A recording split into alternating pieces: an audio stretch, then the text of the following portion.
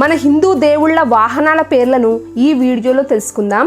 ఈ వీడియోని అయితే ఎక్కడా స్కిప్ చేయకుండా చూడండి. నా వీడియోస్ కనుక మీకు నచ్చినట్లయితే please do subscribe my channel.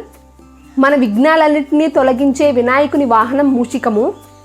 Parvatidevi రూపమైన కాళీమాత వాహనం పులి. విష్ణుమూర్తి చివరి అవతారమైన కల్కి భగవాన్ని వాహనం తెల్లటి గుర్రం. ధనానికి దేవుడైన కుబేరుని వాహనం పుష్పక విమానం. రావణాసురుడు పుష్పక విమానం తీసుకున్న తరువాత కుబేరుని వాహనం ఒక రథం. చదువుల తల్లి సరస్వతీదేవి వాహనం హంస. హనుమంతుని వాహనం ఒంటె. ఆ ఒంటె పేరు పులిజనువు. ప్రేమకు దేవుడైన కామదేవుని వాహనము చిలుక. సృష్టిని సృష్టించిన బ్రహ్మదేవుని వాహనము హంస. శివుడి జుట్టు నుంచి పుట్టిన కాలభైరవుని వాహనము శునకము. గాలికి దేవుడైన వాయువు వాహనము జింక. మృత్యువుకి దేవుడైన యమధర్మరాజు వాహనం దున్నపోతు.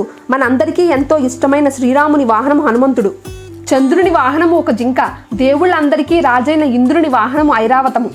పార్వతీదేవి రూపమైన దుర్గాదేవి వాహనం ఒక సింహం. శ్రీకృష్ణుని వాహనం గరుడ పక్షి. సూర్యదేవుని వాహనం 7 గుర్రాలతో ఉన్న రథం.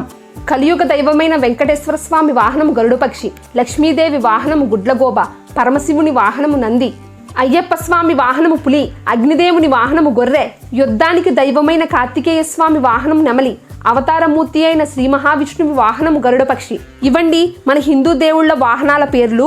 ఇలాంటి వీడియోస్ కోసం please like, share and subscribe my channel.